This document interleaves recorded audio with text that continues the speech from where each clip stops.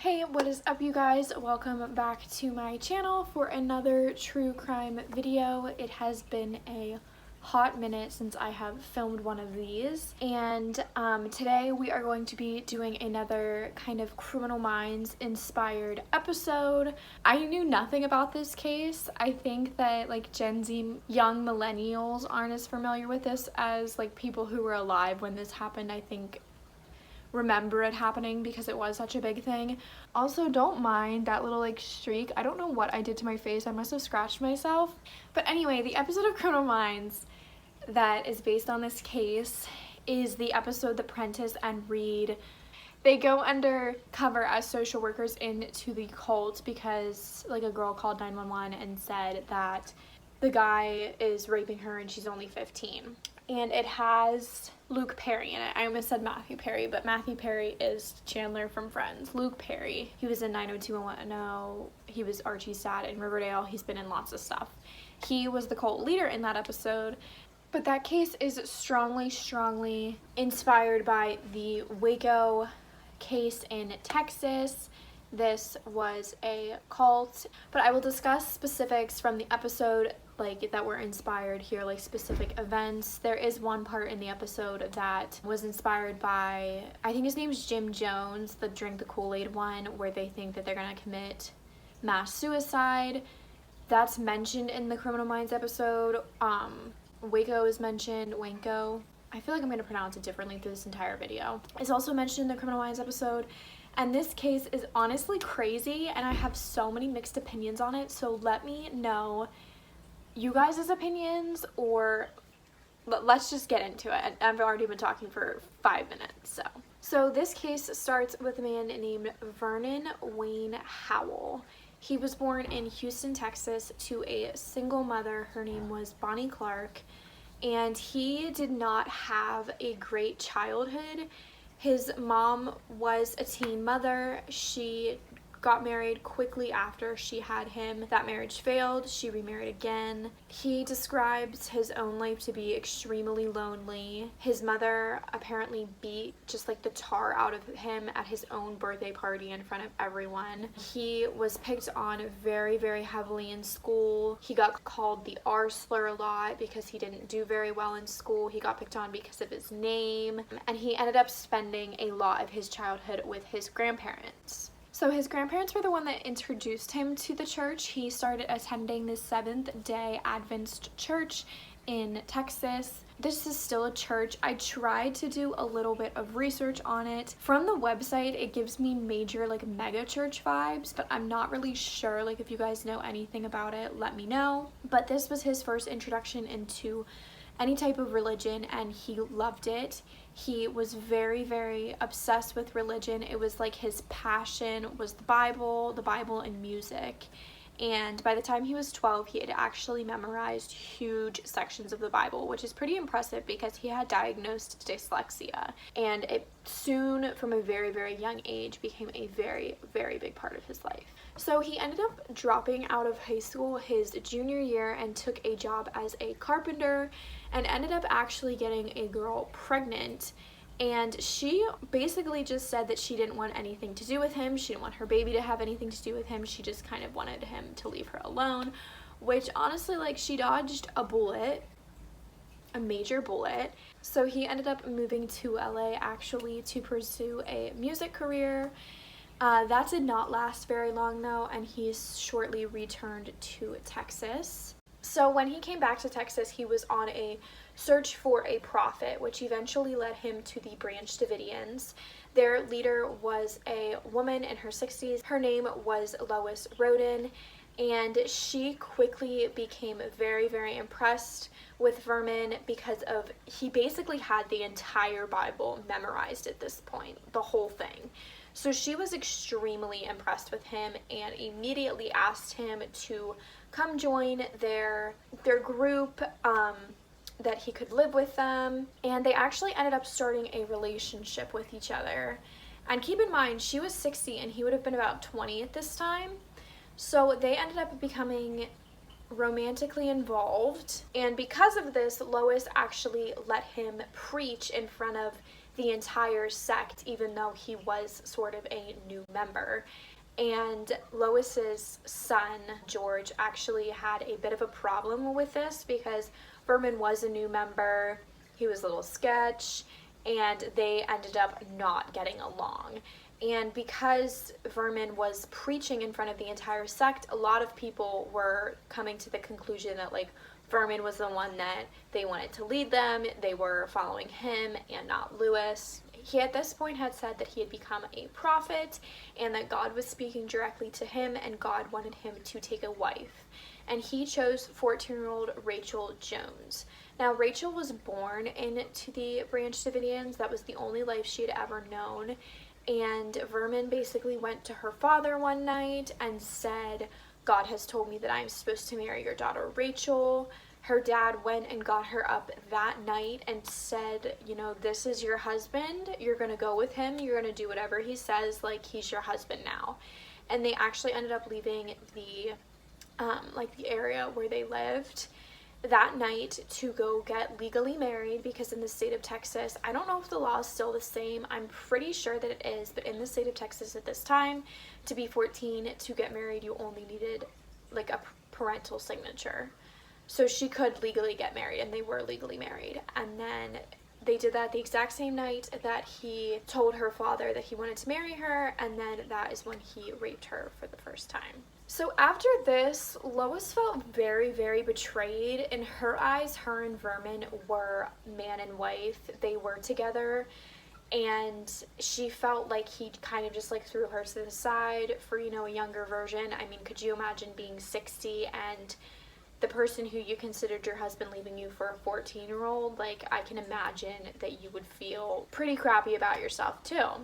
That caused Vermin to take him and Rachel's family, and then anyone else who was in this sect who wanted to follow him, and they actually left.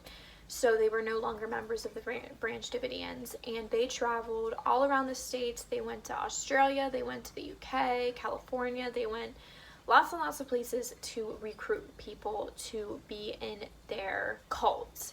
I'm just gonna call it that. This journey of recruiting people eventually led them to Israel, where Vermin had decided that he was now the second coming of Christ. He had God's DNA in him, and he actually ended up changing his name to David Koresh after 2 different Bible characters. So after this, he actually decided to go back to Texas, back to the Branch Davidians. Him and 7 of his followers went with 9 guns and 400 rounds of ammo to basically attack the sect. At this point, Lois Roden had actually died, and then George Roden, who I mentioned in the beginning, who was not a huge fan of David Koresh or Vermin, they're the same person, was now the leader of the sect, and he ended up actually getting shot in the chest and in the hand while this kind of shootout was happening, and ended up getting put into a mental institution for problems that he had had his entire life. And David Koresh took over the sect. So now he was the leader of everyone who he had recruited, everyone who he had taken in the first place, and then the rest of the sect who had stayed. So there's kind of mixed opinions of how he was as kind of this religious group leader. Some former members said that he was constantly changing the rules, constantly switching things up, extremely controlling, while other members said that he just gave them a purpose to live, and the sect as a whole was just very meaningful to them, and that they felt like they really mattered, and they really talked about it in a very, very positive way. So then in 1989, David Koresh came up with this new rule, or list of rules, called the New Light Doctrine, which basically said that all of the marriages that had existed in the cult before were now dissolved. No one was married except for him and Rachel, and that all of the men had to stay together and all of the women had to stay together, and they could not interact. Well, they could interact, but they couldn't like live together even if they were previously married. And now all of the women were basically up for grabs to be David's new wives. And he had justified this because I should have looked up the specific passage, and if you know it, feel free to leave it in the comments, but there is basically this thing in Revelations that 24 children will come back to Earth or be on Earth. I think it's just be on Earth. And basically they will judge everyone for their sins before like Christ comes back, and then like the Antichrist, the whole basically like the world ending, like the 24 children will start like the world ending with like the Antichrist and Christ coming back the second time. So what David Koresh was trying to do was prevent anyone else in the sect from having a child unless it was with him, because he believed that his children from this sect were going to be the 24 children that kind of judged the earth for their sins. And he also thought that his children were extra special because he believed that he had the DNA of God. So he ended up marrying a lot of people, including his right-hand man, basically like the person below him. Steven Schneider's wife, he had a child with her. Her name was Judy, and they had a daughter together. His wife Rachel had a sister who was 12. Her name was Michelle, and he ended up having 2 children with her. Former member David Thibodeau said that he had 15 wives and he had 17 children with 11 of those wives. Even though they were very secluded from the regular world, people were starting to catch on that these very young children were, children were having children. And I believe Children and Youth went 3 different times to investigate this, but they couldn't really do anything because nobody had complained. Like, nobody in the sect was saying, I'm being abused or my child's being abused. Like, no one was complaining. So they really didn't have that much like reason to do anything, even if they thought that something was going wrong. The police department did have a pretty good relationship with the sect though. From my understanding, they seemed to be on good terms with each other, and eventually in 1993 they started a formal investigation against the entire sect, not because of the child abuse or rape allegations. I don't even want to say allegations because nobody had said anything, but their kind of hunches, it wasn't that, it was for illegal weapons, because they were making and buying machine guns. And in the state of Texas, I believe you need a permit that's like $15 to own a machine gun. It's something like that. You need a permit, so it's illegal. And they were under investigation for having these machine guns. So similar to the Criminal Minds episode, if you remember Prentice and Reed, and then another agent all get sent in to ask the children about things. And this is true. There was a man who was sent in. I do believe that they knew he was law enforcement, but he was kind of like the middleman. He really felt like these people were just kind of like a little whack. Like they just thought a little bit differently than society, but no one was being hurt, no one was upset, anyone who could leave wanted to leave, and no one wanted to leave. So he thought that the police should just kind of leave them alone. And this is kind of the part of the story where the information is very two-sided. I'd say that half people think one way, half people think another way. If it gets a little confusing, I am sorry. I really do want to share both sides so you can get as much information from this video as possible. In the winter of 1993, the ATF, which is Bureau of Alcohol, Tobacco, and Firearms, which is like a part of the FBI, secured a warrant to search the entire property for illegal weapons. Why this is kind of debated is because the AFT at this point was under a lawsuit for discrimination against gender and race. The theory goes that the AFT was basically like, well, if we take down this basically like group of white supremacists, I don't want to say that because there were different races in the cult, but basically this, Bible beaten hunk if you love Jesus, like don't take away my gun type of group in the middle of Texas, basically the Democrats trying to defund them would not defund them because they were on the verge of being defunded for being sexist and racist. So that's how the theory goes. The AFT has publicly come out and said that that is not true, that had nothing to do with it, blah, blah, blah, blah, blah. Take it what you will. I don't want to start discussing my opinions now just because I want to get all the information out, but I will tell you guys what I think at the end of the video. But anyway, So they prepared for a raid on Saturday, and the plan was to wait for the men to come outside and start kind of like their work day. That way, all of the men were separated from the women and children and all the guns in the compound. Now, that did not go as planned because it had rained the night before, so like the shed that all of the men were working on was pretty much just like a big pile of mud, so they wouldn't be able to work on it that day. So the men never came out of the compound. And this was the point where the whole raid should have just been, we'll do it another day, because it was not going to work. And their plan was to arrest Koresh, any of the other men who didn't comply, and then search the compound. Now, because the plan did not go as they wanted it, everyone was in the compound together with all of the guns. So the raid shouldn't have happened, but it was never called off. So again, this is very two-sided, but the story goes that they surrounded the entire compound, and Koresh, Stephen Schneider, some other men from the sect went out onto the porch, and their plan was to talk it out with the law enforcement officers, see what was going on, and handle it totally peacefully. That is what former members of the sect who survived said happened. However, we don't really know. What we do know is that a gun went off. We have no idea what side it was from.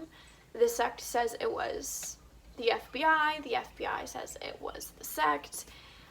So a gun went off, and after that, it was just a complete gun war. 4 FBI agents were killed, and I believe 4 members of the sect were killed that day, and multiple people were injured, including David Koresh. So eventually, they came to a standstill and basically said that they were going to cease fire until the FBI could remove their wounded and their dead soldiers, basically. The sect refused any medical attention from the outside at all, and basically at this point, cult experts say that they believe no one would come out after this because of the 4 FBI agents who were killed. Because at this point, not only were they possibly going to jail for illegal weapons, child abuse, child molestation, but now they were going for manslaughter against 4 FBI agents. So they had some serious possible charges against them,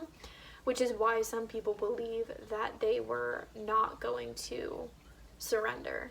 So eventually they had come to agreement that David Koresh would come out if he could get 1 hour on a national radio show to tell the world about his message. And this did end up happening. He got an hour on the radio show. Former members who are still alive said that this sermon, I guess, was basically like one of the worst ones he had ever given. The whole thing was just kind of a shit show. And even though he promised to come out, he clearly did not come out. So the FBI was kind of losing trust in the sect. The sect didn't have any trust in the FBI whatsoever to begin with. So at this point, everyone kind of knew that this wasn't going to be resolved very nicely.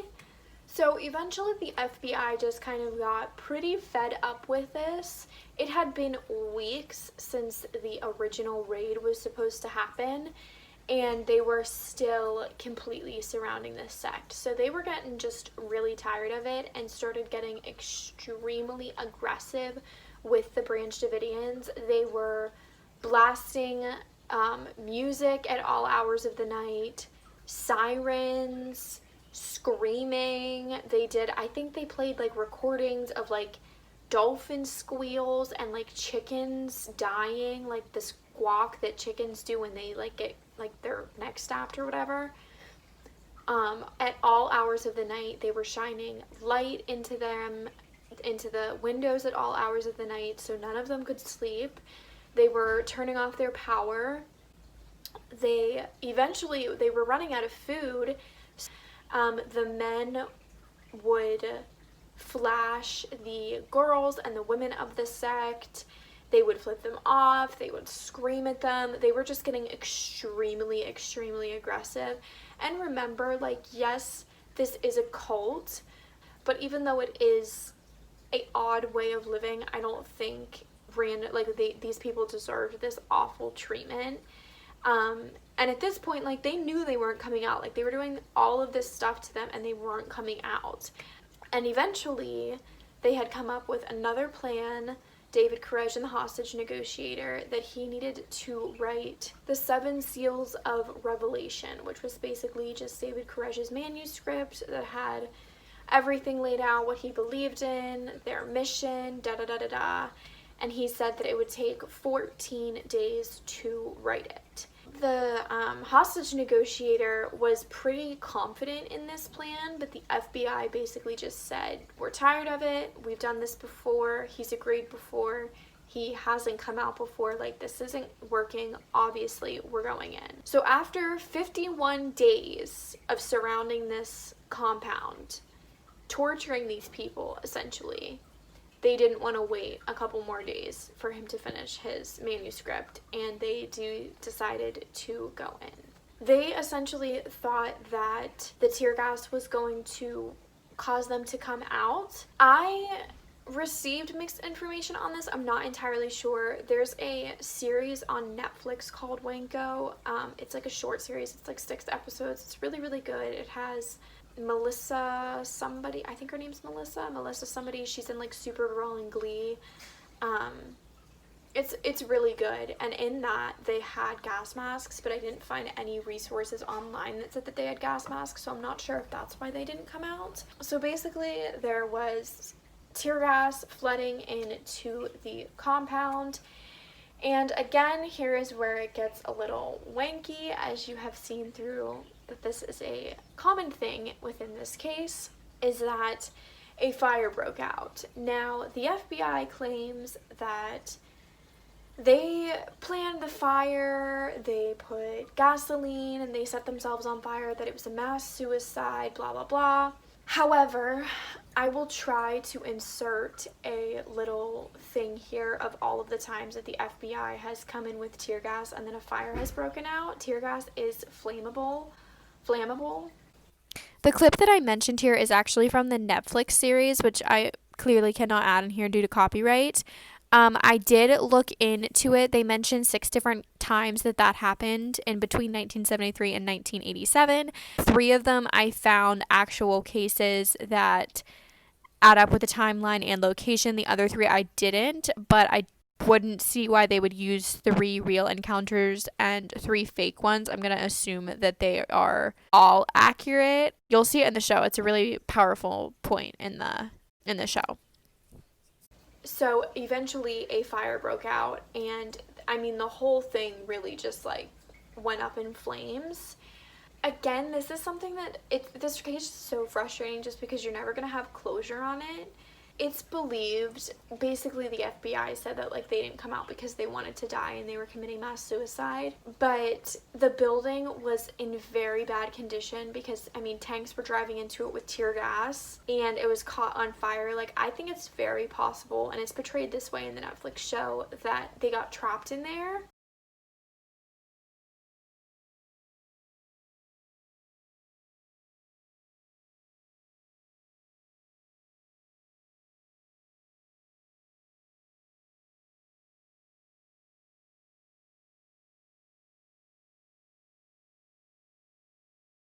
I think it's very, very possible that they didn't necessarily commit suicide, they just couldn't get out. 9 people ended up getting out that day. David Thibodeau was one of them. He's done interviews beyond interviews, so many things. He's been very, very public about it. And he said that he came out just because he'd rather be shot, like he'd rather die of a gun wound than die being burned alive. Like, he thought by coming out he was going to die anyway. So that's also another reason why they may not have come out. But 9 people did survive that day, and 76 Branch Davidians died that day, 25 of them being children under the age of 14. So it had a lot of casualties. Obviously, this kind of stirred up a little bit of a rise within the public of whether or not this was handled properly.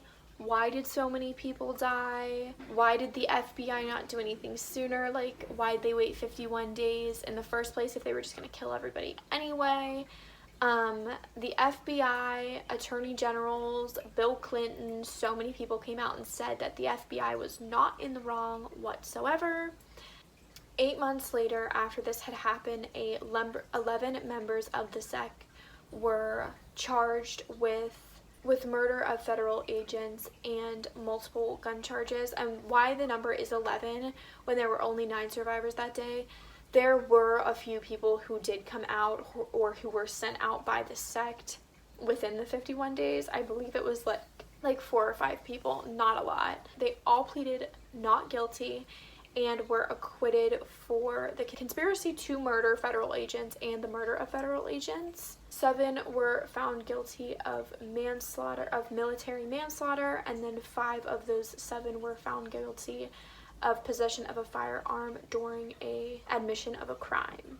And most of them received around 15 years, although most of their sentences were reduced. I don't think any of them spent 15 years in jail. As of 2009, a group of members still live on Mount Carmel. That's where they live, by the way, and they call themselves the Branch Davidians. It's led by a man named Charles Pace. Charles Pace seems to be a little bit of an odd one. I don't really know if this would still be considered a cult.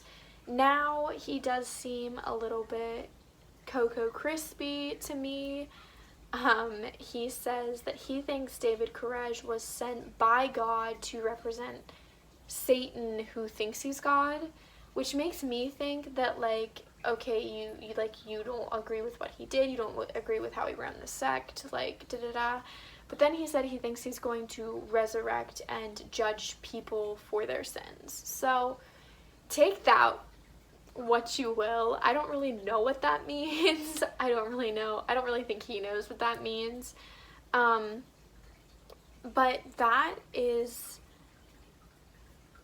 that's all of the information I have for you. I will be inserting a lot through here of everyone who died, everyone who survived. There's a memorial on Mount Carmel with everyone's names who died there, except for David Koresh, I believe. But now that we're all done with the information, I do want to talk a little bit about just the kind of controversy around this case. But now that we are done with all of the information, as you can see, the Criminal Minds episode is pretty similar to this. It started with someone going in, them finding out about a raid.